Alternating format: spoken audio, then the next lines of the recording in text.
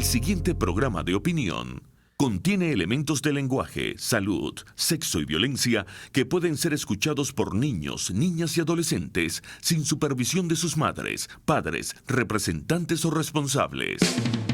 RCR presenta Aquí se habla libertad con Pedro Uruchurtu. Muy buenos días, amigos, bienvenidos a otro Aquí se habla libertad, como todos los jueves, acompañándoles en sintonía a través de la señal de Radio Caracas Radio. En la dirección general de la estación, Jaime Nestares; en la gerencia de producción, Willy Zarcaya; en la producción, Justo Navarro, Catherine Manzano, Malala Nogales; y en los controles, César Arteaga. Además, recuerden que nos encanta estar en contacto con ustedes a través de la mensajería de texto, enviando sus mensajes al 3456, que es igual a Dilo, y de igual forma también comunicarse con nosotros a través del 02-12482-9750, y también, por supuesto, seguirnos a través de nuestras redes sociales en Twitter y Periscope, @RCR750. También recuerden que RCR es la radio que se ve, así que pueden sintonizarnos a través de la página web www.rcr.tv, la radio que se ve. Allí también pueden estar en sintonía todos nosotros. También pueden sintonizarnos a través de TuneIn y, por supuesto, también a través de mis redes sociales en Twitter, @Uruchurtu. Y bien, hoy tenemos un programa interesante. Vamos a tener algunas discusiones, sobre todo con respecto a tanto la jornada del fin de semana pasado como, por supuesto, a la jornada de protestas anunciada para esta semana, incluyendo la del día de hoy, Día del Estudiante Universitario, donde se ha convocado pues algunos dirigentes estudiantiles y algunos partidos políticos han convocado hoy a jornada de protesta hasta el Fuerte Tiuna. Vamos a estar conversando sobre eso en los próximos minutos. También muy atentos a lo que está ocurriendo hoy en Colombia. Como saben, el día de hoy se ha convocado a una huelga general, a un paro, y además también se ha organizado una gran marcha por sectores sociales. Ayer el gobierno de Colombia, en voz de su presidente Iván Duque, pues anunciaban un poco lo que iban a ser las medidas de seguridad frente a cualquier intento de desestabilización o de caos. Sin embargo, sabemos cómo comienzan estas cosas y eso también nos tiene muy preocupados, así que también vamos a estar conversando hoy sobre este tema. Y pues, como les decía, hoy Día del Estudiante Universitario. Casualmente hoy 21 de noviembre, hace 7 años, yo recibí mi medalla como licenciado en Ciencias Políticas en la Universidad Central de Venezuela. Así que, por supuesto, es un día que para quienes hemos estado en las luchas universitarias y quienes hemos vivido de cerca la universidad, pues es un día muy importante, un día simbólico. No solamente porque, lo decía hoy más temprano con Mingo, el Día del Estudiante en Venezuela siempre ha tenido un peso importantísimo en general en todo lo que tiene que ver con las luchas por la democracia, fundamentalmente. En el siglo XX fue gracias al movimiento estudiantil de entonces que se lograron grandes avances en función de precisamente la democracia y la libertad, y pues el movimiento estudiantil sigue estando a la vanguardia de eso. También en este siglo lo hemos visto, en el año 2007, en el año 2014, en fin, siempre los estudiantes han sido una pieza importantísima en todo lo que es este engranaje de la lucha por la democracia y por la libertad. Y ciertamente, también lo hemos dicho, el movimiento estudiantil como institución es una de las mejores valoradas en toda Venezuela, no solamente por su determinación, su lucha y, por supuesto, por lo que representa. Ahora bien, ciertamente Venezuela está en un momento crítico. Mucha polémica alrededor de la convocatoria del día de hoy, no solamente por el hecho de ir a Fuerte Tiuna con la intención de entregar un documento, como si eso ya no se hubiera hecho antes, como si la estrategia tendría que ser repetida y tendría que ser la misma, cuando más bien tendríamos que estar buscando la forma de reinventar la estrategia y hacia dónde va el rumbo de lo que está pasando, ¿no? en nuestro país. Y no se trata de no acompañar la calle. Si alguien cree que la calle es una vía efectiva de presión, pues soy yo, y de esta tribuna siempre lo hemos dicho. El asunto es el para qué. la estrategia detrás de eso. No se trata de ir solamente a exponer vidas, cuando además sabemos el costo y cuando además sabemos de lo que es capaz el régimen, que no teme en perseguir, en matar, en torturar a personas inocentes. Y sobre todo cuando no tenemos claro hacia dónde va esto, cuál es el rumbo, cuál es el verdadero horizonte de esta intencionalidad en las protestas. Obviamente el mensaje del fin de semana pasado de la gente fue muy claro. La gente no es que no está dispuesta a salir. De hecho, mucha gente salió genuinamente, incluso más allá de quienes convocaban a la movilización del sábado pasado. En realidad la gente sale, la que salió, porque cree que ciertamente quienes ejercen o quienes aspiran a la democracia, que mantienen un espíritu democrático, pues entienden que esa es una forma de manifestarse, una forma de alzar la voz.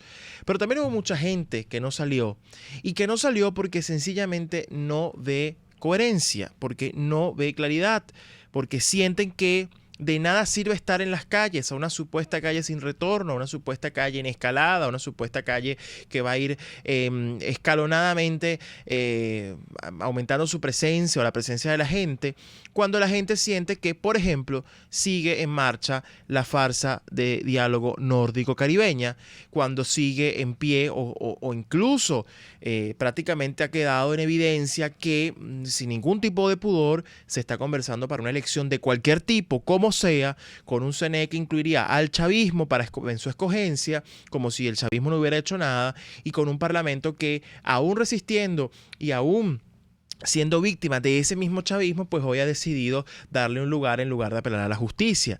Y pues cuando la gente analiza todo esto, y sobre todo cuando la gente recuerda para lo que salió el 23 de enero del año 2019, de este año, para juramentarse junto al presidente encargado Juan Guaidó, de acuerdo a la Constitución, cuando la gente recuerda los meses posteriores, cuando la gente recuerda todo lo que se dijo, todo lo que se hizo en términos de los apoyos internacionales, en términos e incluso de todo lo que hubo alrededor de la ayuda humanitaria, pues hoy pareciera que todo eso ha quedado atrás. Pareciera que se ha diluido, y todavía insisten entonces en lograr una ruptura, un quiebre con respecto al sector castrense de este país, cuando todos sabemos que gran parte de ese sector está comprometido, y los que no están comprometidos, que realmente quieren y entienden la importancia de restituir la democracia en Venezuela, pues están siendo infiltrados, humillados, perseguidos, están detenidos. Entonces, al final seguimos haciendo lo mismo que hemos hecho en 20 años, seguir creyendo que hoy, bueno, por ir a entregar un documento se va a despertar, y la verdad es que la gente hoy lo que está pidiendo es rectificación en una ruta que fue asumida por todo el país, y que de ningún modo se pretende que se destruya, todo lo contrario. La gente está enviando un mensaje, la dirigencia que se ha opuesto al rumbo que ha tomado las cosas, lo que está enviando es un mensaje, y es un mensaje muy claro, es retomar aquello que decidimos comenzar juntos el 23 de enero de este año, en función precisamente de lograr la libertad de Venezuela. Y la libertad no se logra, señores, con cohabitación. La libertad no se logra con connivencia con el régimen. No se logra de esa manera, mucho menos una transición. Ha quedado claro que esto no se trata de un nuevo CNE, no se trata de que el chavismo imponga un nombre, diga uno, ponga otro. Al final se trata de un sistema que hay que cambiar, se trata de todo un conglomerado de instituciones, de mafias, en fin, de un montón, un sinfín de un entramado que, si no se desmonta, no hay forma, no hay manera de que exista una elección libre en Venezuela, ni siquiera una transición. Y sin embargo insisten en que hay que dialogar, insisten en que hay que ir a Oslo y Barbados, insisten en que hay que llevar una propuesta electoral. Nos han invertido la fórmula, nos han cambiado la fórmula por la cual los venezolanos apoyamos el 23 de enero de este año esa juramentación. Y lo peor es que vemos cómo la falsa oposición minoritaria que se sienta a conversar con el régimen critica a la oposición que se fue a Oslo y a Barbados, y viceversa. La oposición que se fue a Barbados critica a la falsa oposición reunida en partidos minoritarios por sentarse a hablar con el régimen, cuando en realidad ambos están haciendo lo mismo, cuando las agendas se han prácticamente alineado, y cuando lo cierto es que Quien sonríe es el régimen al ver cómo se le ha dado tiempo, al ver cómo se le ha dado espacio, al ver cómo se le ha dado incluso una relativa mínima estabilidad a un régimen que en enero sí sentía una amenaza creíble, que en enero sí sentía que el mundo estaba dispuesto a derrotarlo hasta el final, pero que hoy, obviamente, con sus tácticas dilatorias típicas de los cubanos y por supuesto del régimen castrista, del régimen cubano y por supuesto propiamente luego de prácticamente 10 meses, casi un año, sin ninguna amenaza real que pareciera les hubiera movido el piso, salvo las sanciones, que es lo que además lo único que piden que le quiten en las farsas de diálogo en las que asisten, pues obviamente frente a eso hay que rectificar la estrategia. La gente no va a salir si no ve una estrategia clara. La gente no va a salir si no ve la determinación. La gente no va a salir si sabe que mientras supuestamente le dicen que depende de todos y de que todos salgamos, realmente son unos pocos los que están sentados en una mesa de negociación poniendo quién sabe qué a espaldas del país y nosotros enterándonos de último. Entonces no depende de todos, esa es la realidad. Y esa es la gran reflexión que corresponde hacer en este caso, porque al final la única unidad posible que puede tener lugar en Venezuela es la unidad de propósito, y el propósito es el del cese de la usurpación, es el de la liberación, y eso solo es posible sin conversar con el régimen en los términos como se ha venido haciendo, sin amenaza creíble, haciéndoles creer que son unos demócratas más, que son unos políticos y no que son unos criminales que además han llevado al país al extremo de la supervivencia y por supuesto al extremo de la miseria. Entonces, al final de cuentas, la gente lo que está pidiendo es claridad, lo que está pidiendo es honestidad, lo que están pidiendo es coherencia, porque de nada sirve llamar a la calle a la gente sin retorno supuestamente,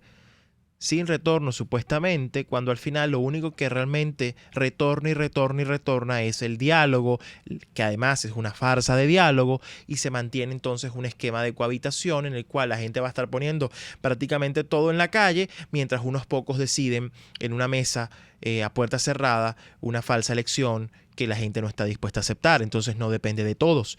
Y por cierto, tampoco es culpa de la gente.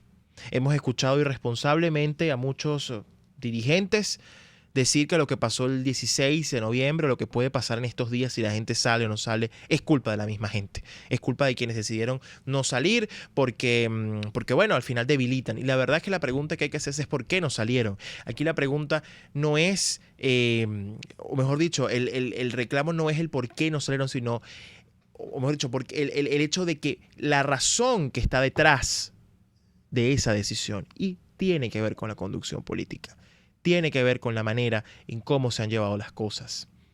Y la gente lo que está pidiendo es, si me van a hacer salir, que sea realmente para lo que yo quiero, que es que este régimen se vaya pronto. Así eso signifique sangre, sudor y lágrimas, pero de verdad, no para traicionar. Y ese es el gran llamado que al final hay que hacer, porque la unidad es de propósito. La unidad no es de partidos, no es de cogollos, no es de puertas cerradas. No se trata de entonces decir que bueno, hay que conversar porque no hay opción. Se trata, al final de cuentas, de unirse con la gente, de unirse con quienes quieren la libertad de Venezuela y con las fuerzas internas y externas dispuestas a ayudarnos con eso. Porque además, hay que decirlo, no podemos solos. No podemos solos. En 20 años los venezolanos hemos hecho todo lo que se nos ha pedido, todo lo que humanamente se ha podido hacer, incluyendo vidas, incluyendo, por supuesto, presos, torturados, todo lo que ha venido ocurriendo, para que hoy nos digan entonces que es culpa nuestra. Pues no lo permitan. No lo permitan y asuma sí la importancia de la presión de calle, de la presión ciudadana. Todo eso es importante, pero siempre, siempre, siempre y cuando tengamos en cuenta que sea para el único propósito posible, que es el fin del régimen, que es el cese de la usurpación, y entonces sí, allí tendremos a toda Venezuela unida, protestando con firmeza, con determinación, hasta que ese día llegue. Vamos a la pausa y regresamos con más. De aquí se habla libertad. Usted escucha. Aquí se habla libertad. Con Pedro Urruchurtu. Síganos en Twitter en @RCR750. La radio que se ve. Puedes seguirnos en nuestras redes sociales. En Twitter, @RCR750. La radio que se ve. Cuando hablamos de Honda, hablamos de Distasi Motors, el concesionario Honda que pica adelante en precios, condiciones y servicio. Todo el personal de Distasi Motors, tanto técnico como de atención, está actualizado, capacitado y certificado permanentemente para atender correctamente tu vehículo. www.distasi-honda.com.ve. Distasi Motors, tu concesionario Honda en Los Palos Grandes. A la hora de un almuerzo o cena familiar con tu pareja de cumpleaños, aniversario o corporativa, te recomiendo Bueno Restaurant, donde el plato, ya sea de la gastronomía nacional o internacional, te encantará. Bueno Restaurant, donde además de comer, puedes concursar y ganarte una camioneta Toyota del año. Come, disfruta e infórmate cómo ganarla. Bueno Restaurant en la 6ª Avenida, entre 3ª y 5ª Transversal de Altamira en Caracas. Bueno Restaurant para disfrutar y ganar.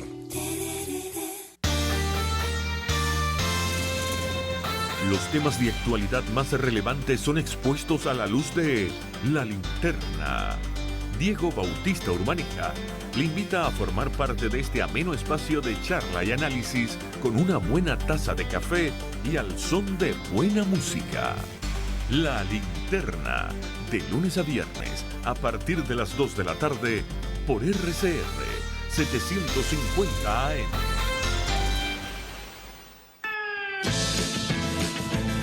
Les estamos presentando Aquí se habla libertad con Pedro Urruchurtu por rcr.tv, la radio que se ve. Bien, de regreso en Aquí se habla libertad. Hoy pues conversando sobre varios temas y quiero darle la bienvenida al estudio a dos grandes personas, no solamente que respeto y admiro, sino que además considero amigos y compañeros de esta lucha que estamos dando, como lo son el diputado Omar González y la doctora Teresa Albáñez. La doctora Albáñez, abogada, posgrado en Derecho Público, especializada en legislación para el menor, fue ministra de la Familia, entre un montón de otros cargos importantísimos para nuestro país, que no es vejez, es experiencia, que es lo más importante y que lo vamos a necesitar, además de directora regional para América Latina y el Caribe de UNICEF, lo cual también es muy importante. Y bueno, Omar González, diputado de la Asamblea Nacional, miembro de la fracción 16DJ, comunicador social y exgobernador del Estado Bolívar y pues también uno de esos grandes defensores de la libertad. Fíjense, mucho está pasando, ¿no? Y la gente, por supuesto, está en una onda en la que sopesa entre el hastío y la incertidumbre, ¿no? Y eso es una cosa que al final quienes estamos en política siempre nos afecta porque tenemos que lidiar entre, bueno, cómo dar respuestas, cómo animar, cómo esperanzar, en un momento en el que además pareciera que no hay mucha respuesta y pareciera que solo hay que hacer una cosa, ¿no? Esta semana Soy Venezuela emitió una declaración no solamente creo que pertinente, sino que además muy firme de cara a las próximas semanas en Venezuela. Y tiene que ver con la rectificación de la ruta en la cual todos los venezolanos nos juramentamos el 23 de enero de este año, creyendo que era la única forma posible de derrotar a este régimen. Quiero comenzar con Teresa, que además fue vocera en la presentación de este comunicado. Teresa, ¿por qué rectificar? Porque ninguno de los compromisos fundamentales que el 5 de febrero fue aprobado por la Asamblea en plenaria y con aclamación, que es el Estatuto de la Transición, ha sido observado con fidelidad. Se impone una rectificación porque durante los 10 meses que han transcurrido desde entonces hemos visto nulos esfuerzos por llevar adelante los pasos que fueron acordados que eran y que la población memorizó con ardor y con fervor.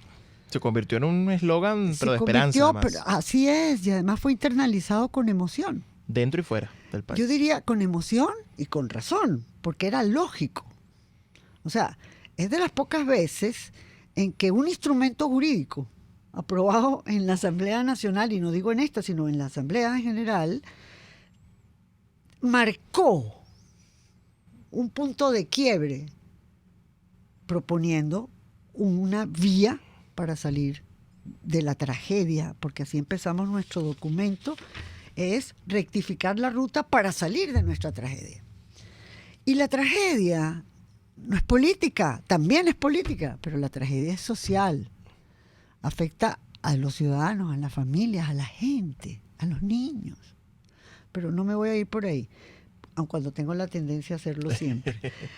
Yo creo que el documento que presentamos a consideración de la comunidad nacional es que la ruta señalada en el estatuto no ha sido cumplida y que en los últimos meses, en las últimas semanas, de lo cual puede hablar mucho mejor que yo y más extensamente Omar, se ha producido un desvío total en los acuerdos aprobados por la Asamblea en relación con la iniciación pronta de un proceso electoral y una rectificación de ruta. Lo que nosotros estamos pidiendo es que la ruta que fue aprobada en el Estatuto de la Transición en febrero, a inicios de febrero de este año, se cumpla. Le estamos dando la posibilidad, con el punto 1 de esta declaración, el punto 1 de la propuesta, de las acciones, de crear un Consejo Ejecutivo para el cese de la usurpación. Nosotros no queremos que Guaidó fracase. Guaidó es nuestra esperanza, pero Guaidó tiene que tomar en consideración que solo no pudo. Eso es muy importante lo que tú dices, Teresa, ¿no? Porque cuando hemos dado estas declaraciones, hemos dicho estas cosas, de ninguna manera es para acabar con ese compromiso que todos asumimos y que todos apoyamos, sino precisamente para que se cumpla, porque creemos que es la mejor y probablemente la única opción que nos queda. Y quiero precisamente ahora, Omar, bienvenido, comentarte un poco. Teresa decía que se ha desviado la ruta, ¿no? 10 meses después, porque ya en 2 días se cumplen 10 meses desde ese día en que salimos a las calles a juramentarnos junto al gobierno interino. ¿Cuáles crees tú que han sido esas fallas y esos desvíos que hoy nos hacen pedir una rectificación en la ruta? Sobre todo cuando tú has sido muy enfático en la Asamblea Nacional, junto a la fracción 16 de julio, en que nosotros tenemos que hacer que los tiempos de la gente sean los tiempos de la política y no al revés. ¿Qué ha fallado en estos 10 meses, Omar? Muchas gracias, Pedro. Y me honra compartir en este programa el espacio con Teresa Albánez, toda una personalidad y una profesional y una luchadora, desde luego, fundamental en estos momentos de crisis que vive Venezuela. Efectivamente, ha habido un desvío de la ruta política aprobada por el pueblo venezolano y buena parte de la comunidad internacional. Huelga decir que el cese de la usurpación, el gobierno de transición y elecciones libres y transparentes se quedó impregnado hasta los tuétanos en el sentimiento del pueblo venezolano. Esa ruta varió en las últimas semanas de manera absolutamente sorprendente para la inmensa mayoría de los venezolanos y también para la comunidad internacional.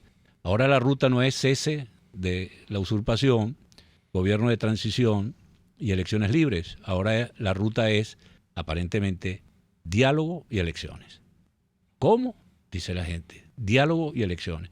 Cuando los venezolanos sabemos que eso ha sido el ardid, la estratagema fijada por el castrocomunismo cubano, no solo para Venezuela, sino para todos los países que buscan la libertad, el respeto al Estado de Derecho, la democracia, para ganar tiempo a estas dictaduras de nuevo cuño que se han impuesto en el continente. Diálogo interminable, y los venezolanos tenemos una larga experiencia. 11 diálogos fracasados. 17 11, años de 20. 17 de los 20 años de este proceso de destrucción del país. Y cada vez que está con el agua al cuello el régimen, bueno, salen con la misma estratagema. Vamos a un diálogo que lo que hace es darle tiempo al régimen. Ahora se le pone el añadido de elecciones. O sea, diálogo y elecciones es el nuevo mantra, aparentemente, de Juan Guaidó y el gobierno interino que tiene Venezuela. Y esto no nos parece, creo que es un grave error. Por eso que el enunciado mismo del documento al que ha hecho referencia Teresa Albánez, que en nombre de Soy Venezuela es muy claro. En primer lugar es rectificación. El gobierno provisional de Venezuela, el gobierno encargado de la República de Venezuela, debe rectificar el rumbo y mantener la ruta. Elecciones es la última etapa. Aquí el orden de los factores sí altera el producto. Diálogo y elecciones no puede ser el nuevo mantra. Y nosotros en la fracción 16 de julio nos hemos opuesto. Eso es muy importante. Ya me dicen que tenemos que ir a la pausa, pero me interesa que al regreso, además que vamos a conversar sobre con la senadora María Fernanda Cabal de Colombia. Como saben, hoy 21 de noviembre hay una jornada de protesta en Colombia que tiene los ojos del mundo puestos sobre ella porque sabemos lo que puede implicar y lo vamos a analizar luego con ella. Me gustaría que habláramos en detalle de la propuesta de este documento y sobre todo de qué decirle a los venezolanos que hoy tienen, en el caso de la fracción, puesta su esperanza y sobre todo su apoyo en esas posiciones que son las que al final se vuelven la voz de la conciencia, ¿no? de esta ruta. Omar, ¿querías decir algo adicional? Sí, permíteme, Pedro, simplemente felicitar a los estudiantes universitarios en su día y especialmente a los estudiantes de la Universidad de Oriente. Yo fui profesor durante 20 años de esa institución y hoy cumple años en la Universidad de Oriente. Un día como hoy, hace 61 años atrás, nació la Universidad de Oriente. Y mira qué forma tan cruel de celebrar el aniversario de esta institución como el asesinato de un estudiante de séptimo semestre de Ingeniería de Sistemas en el núcleo Monagas de esta institución. Ayer fue asesinado a balazos en el núcleo de Maturín, del núcleo Monagas de la UDO, este estudiante, en la víspera de la celebración del Día Nacional del Estudiante Universitario y en la víspera de la celebración de los 61 años de la Universidad de Oriente. Sigue empañando la sangre en la vida de los futuros, los venezolanos y por supuesto de la juventud. Sin embargo, el compromiso por seguir luchando y hacer justicia es el que debe prevalecer, así que toda nuestra solidaridad, lo hablamos al comienzo del programa también. Vamos a una pausa y regresamos con más de Aquí se habla libertad. Usted escucha Aquí se habla libertad con Pedro Urruchurtu.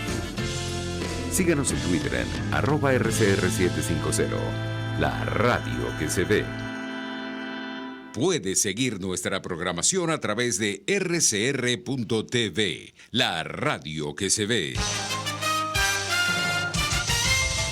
Informe RCR presenta titulares. Estudiantes universitarios acompañados por sectores gremiales están concentrados en este momento en la plaza del rectorado de la UCB. El diputado Luis Barragán calificó de desproporcionado el uso de la fuerza policial que se está utilizando para intentar frenar esta movilización estudiantil. Las fuerzas represivas de la dictadura temen a los jóvenes venezolanos que recuerdan una gesta histórica como la del 21 de noviembre de 1957, cuando protestaron al entonces régimen de Pérez Jiménez en la Universidad Central de Venezuela de manera corajuda, que sorprendió al propio Marcos Pérez Jiménez. En esta ocasión la dictadura no oye razones, no escucha al estudiantado venezolano, sino le responde a través de la violencia y de las armas. Este despliegue desproporcionado promete quizás para Maduro Moros un día de placer, porque se trata de una represión por siempre morbosa y lo que denominamos nosotros una manifestación cierta de la lumpen represión. No hay, y lo vimos muy bien y quedó suficientemente documentado, no hay una, entre comillas, gesta represiva que nos signifique el desvalijamiento. El Partido Popular Europeo pidió este jueves a Nicolás Maduro que renuncie para que se pueda llevar a cabo una transición pacífica del poder. En internacionales, la ONU pide investigación a fondo por ataque a campo que dejó docenas de muertos en Siria. Y en los deportes, el venezolano Omar Vizquel no regresará como manager en el sistema de ligas menores de los Medias Blancas de Chicago en la próxima temporada. 11:37 minutos.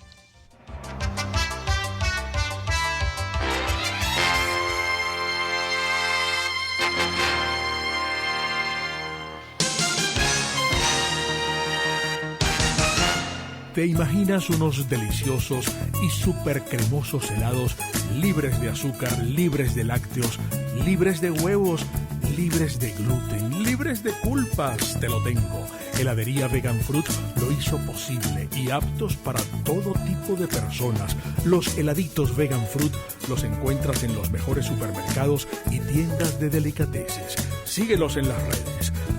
@heladería Vegan Fruit. Amor vegano y cremoso. En RCR somos vanguardia.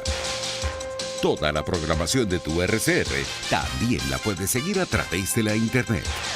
Audio y video en tiempo real. Noticias y mucho más. No te pierdas ni un segundo de nuestra programación. No hay excusa ni cadena que valga para que dejes de escucharnos. Ingresa a rcr.tv, la radio que se ve. RCR 750 AM, porque lo bueno une. Les estamos presentando Aquí se habla libertad con Pedro Urruchurtu por rcr.tv, la radio que se ve.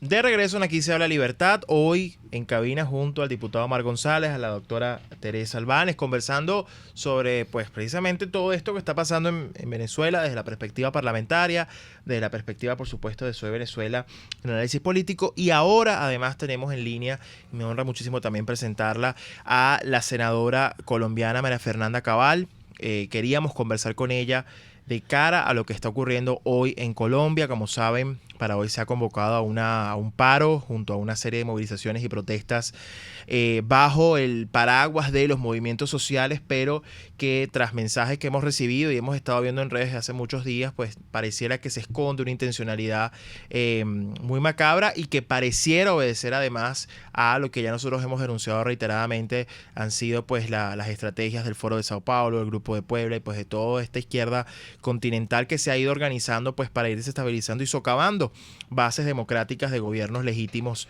que han sido electos y que bueno, están precisamente enfrentando grandes desafíos. Así que queríamos conversar con ella. Muy buenos días, senadora, gracias por acompañarnos. Muy buenos días a todos ustedes en Radio Caracas y es un gusto estar con toda su audiencia.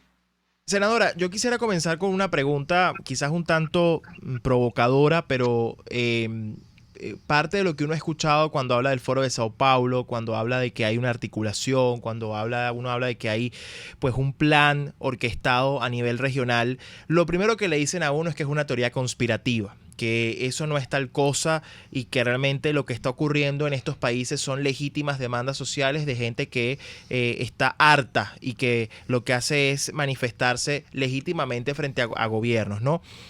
Yo quisiera saber su respuesta y su lectura frente a esto cuando usted ha sido una de las voces más duras en Colombia contra el Foro de Sao Paulo y por supuesto contra toda esta operación.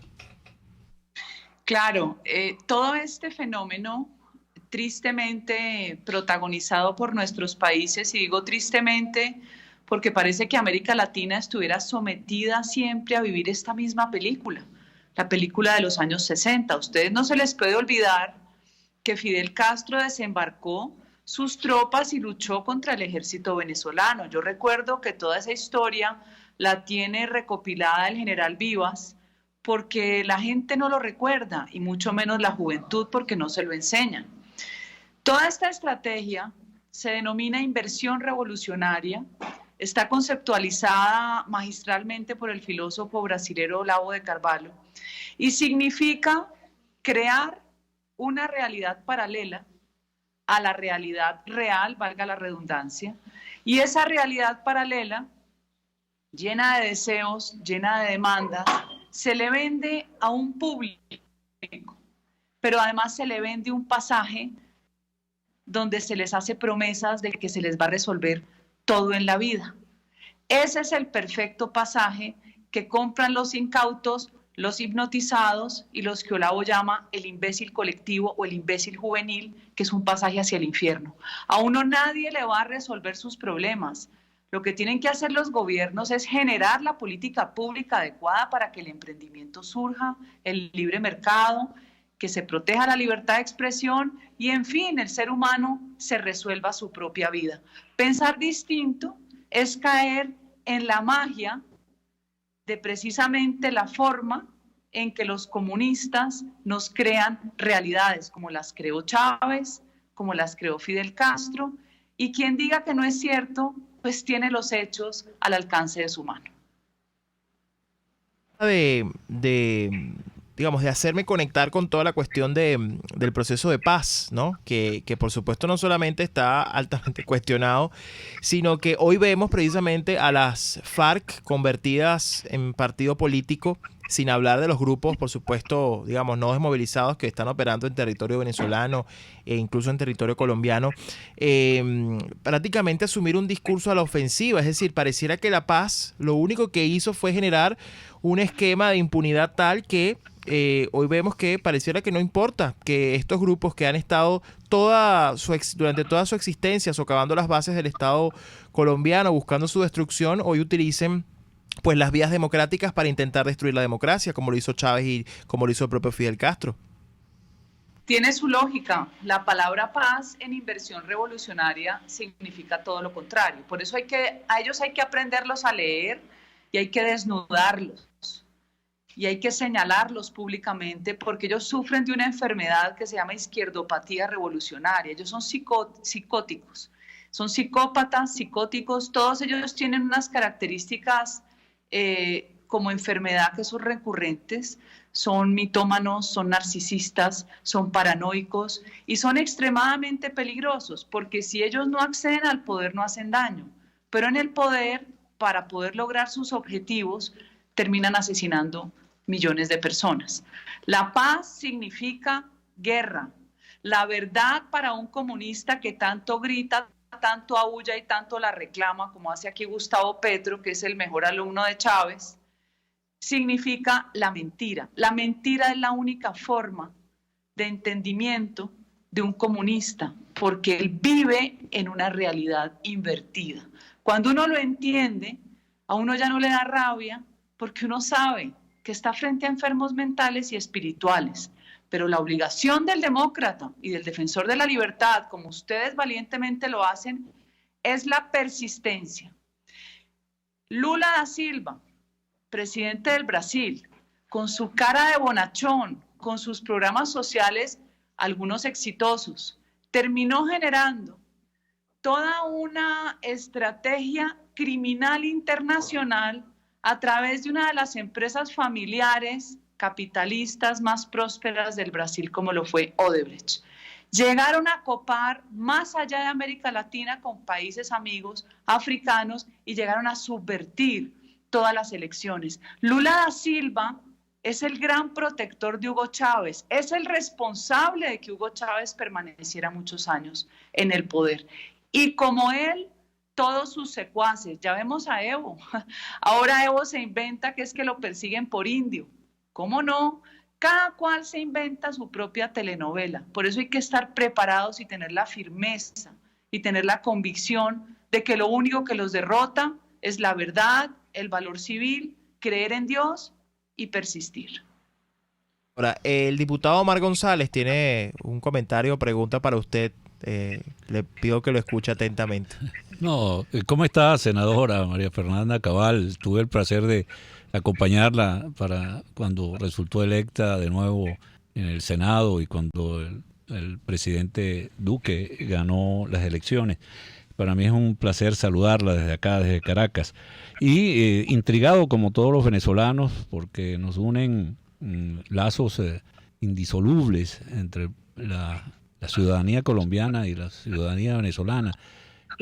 ¿Cómo se ha manifestado esta convocatoria a subvertir el orden en Colombia este 21 de noviembre por parte de la FARC, que por cierto mantiene en territorio venezolano algunos empresarios colombianos secuestrados en ese país y los pasan al territorio venezolano y en Apure se tienen versiones que están allí cómodamente protegidos por el régimen venezolano. Pero hay una gran interrogante de parte nuestra para saber de qué manera, cómo ha respondido las instituciones y la ciudadanía colombiana a esta convocatoria de la FARC.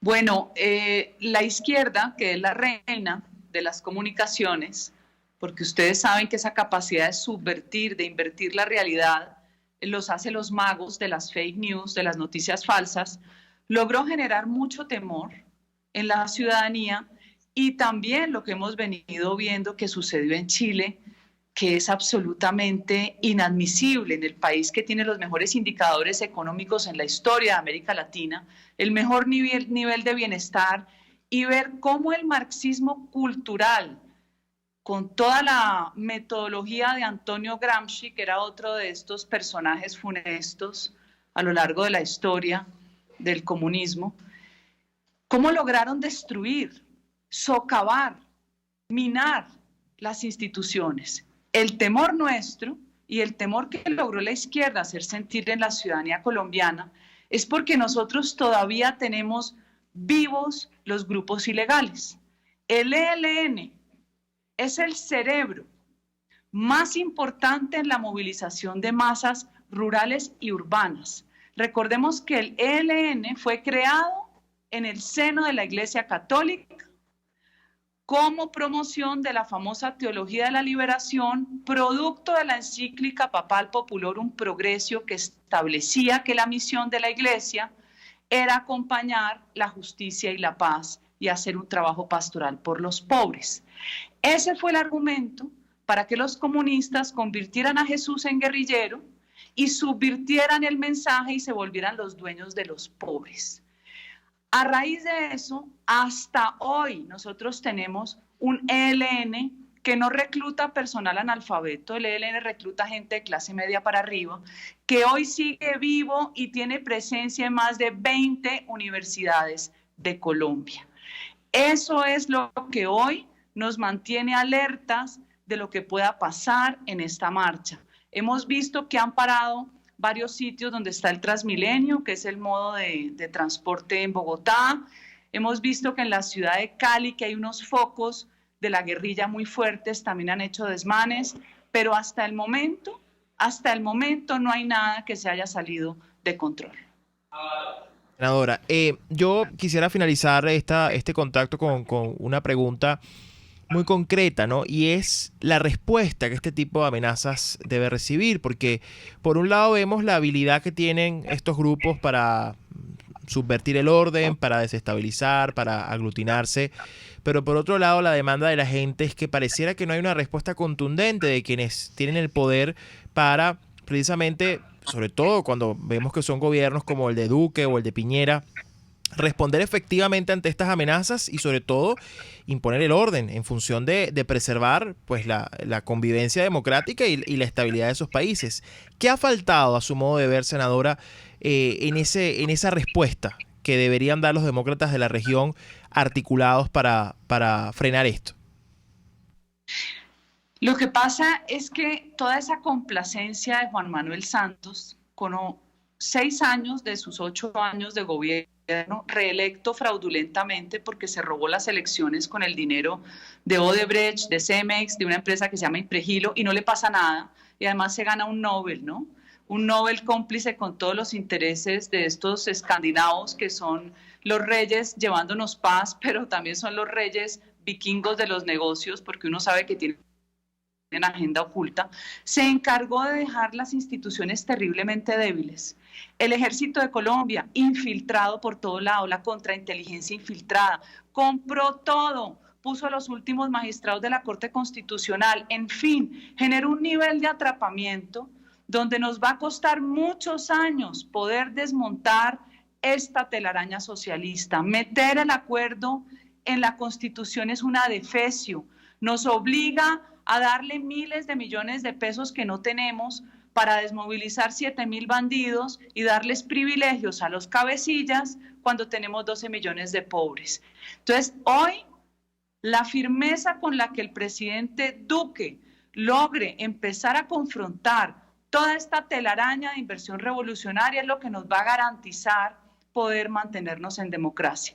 Cualquier signo de debilidad es inmediatamente capitalizado, no solo por los partidos opositores naturales, normales, sino por la extrema izquierda depredadora. Muchísimas gracias, senadora. Eso alguien por ahí colocaba en Twitter hace unas horas que curiosamente a Piñera es que le protestan a Duque, pero no le protestaban a Santos, no le protestaban a Bachelet y eso, digamos, ayuda a reforzar la idea de que al final es la izquierda la que genera el desastre y luego quien le toca resolverlo es quien asume el costo pues obviamente con toda esta articulación que la propia izquierda sabe cómo hacer para debilitar y por supuesto conspirar. Así que bueno, muchísimas gracias por su análisis y por prestarnos unos minutos de su tiempo para conversar hoy sobre lo que pasa y estamos muy atentos porque sabemos que Colombia, lo hemos dicho desde hace ya un buen tiempo, es la próxima víctima del Foro de Sao Paulo y así lo han querido hacer saber. El Grupo de Puebla se reúne próximamente allá también, así que estaremos muy atentos. Gracias, senadora. Gracias a ustedes. Bien, Omar y Teresa, seguimos aquí conversando y vamos a devolver esto a la discusión venezolana. Ya sabemos que obviamente hay una intención, ¿no? en todo esto. Teresa, con respecto al documento, ¿no? Volviendo a este tema de retomar una ruta que precisamente es lo que nos puede hacer de algún modo salir de esta tragedia y evitar todo digamos, cortar de raíz esta crisis que estamos viendo a nivel regional que comienza necesariamente a solucionarse con la liberación de Venezuela. Soy Venezuela hace un llamado muy importante, no solamente en la claridad del diagnóstico, sino también en la acción, en lo que hay que hacer. ¿Cuál es ese mensaje para que los venezolanos además les quede muy claro y el por qué hacen ese llamado? Mire, el documento ofrece 5 acciones que nosotros consideramos que, sin decir que una tiene prelación sobre la otra, pero para mí y para el grupo y para los diputados con quien conversamos y discutimos esto previamente, quizás la motivación fundamental es la de poner sobre la mesa esta propuesta que va dirigida fundamentalmente al presidente de la República interino, que es la creación de un Consejo Ejecutivo para el cese de la usurpación. Es una suerte de gabinete, integrado por personas de conocida trayectoria moral, de competencia en sus distintos campos del ejercicio de sus profesiones o actividades. La idea es que el presidente disponga de una suerte de Consejo de Ministros que nunca ha tenido,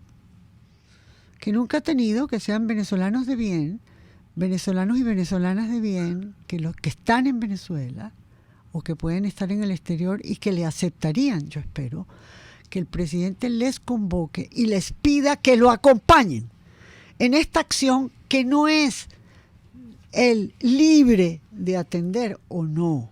Esto es un mandato que le dio la Asamblea Nacional, que su primer paso como presidente interino cuando fue investido y él aceptó el 23 de enero de este año fue el cese de la usurpación. Te interrumpo un minuto. ¿Esto tiene que ver, esto sería un paso inicial de lo que es ese gobierno de transición, Teresa?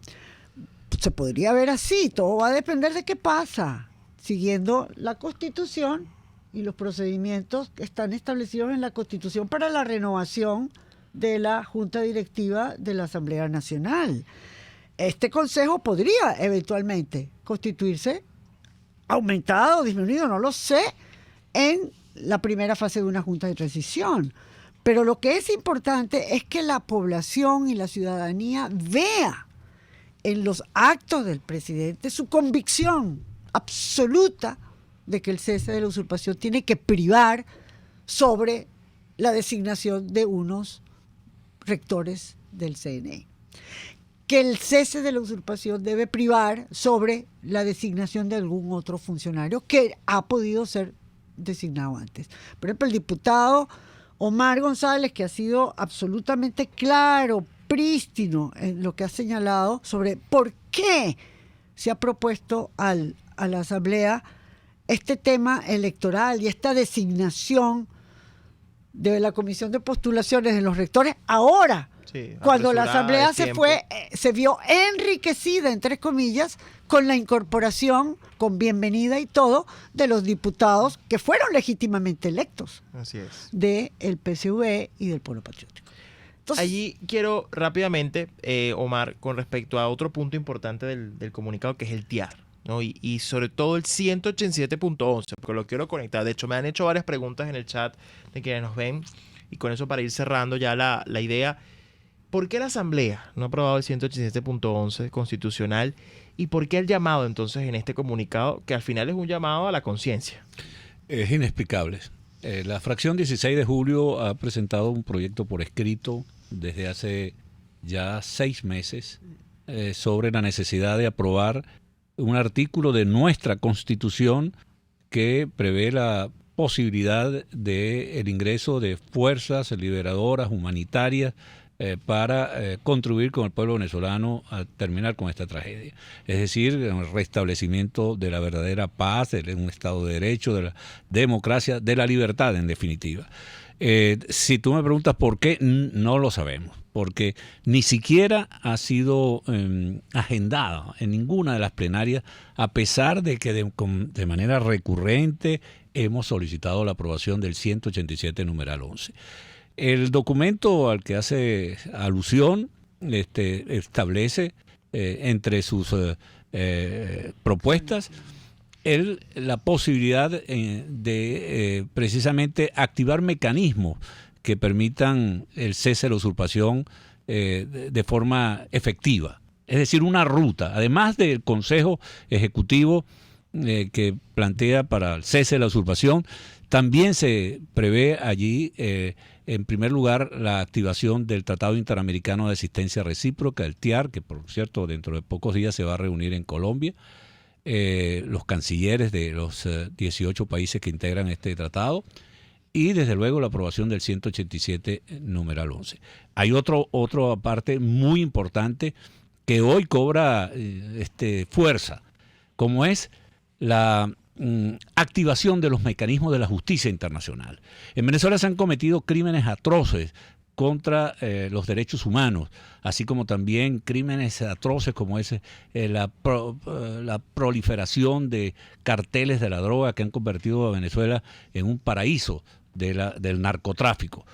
Bueno, hoy precisamente en los Estados Unidos se ha emitido una requisitoria entre los más buscados a Raúl Gorrín como una de las personas acusadas de ser una de las personas que se ha enriquecido de manera obscena con los recursos que le hace falta al pueblo venezolano. Y hoy aparece en todos los portales del mundo uno de los hombres más solicitados por la justicia, con incluso recompensas entre los más buscados a Raúl Gorrín.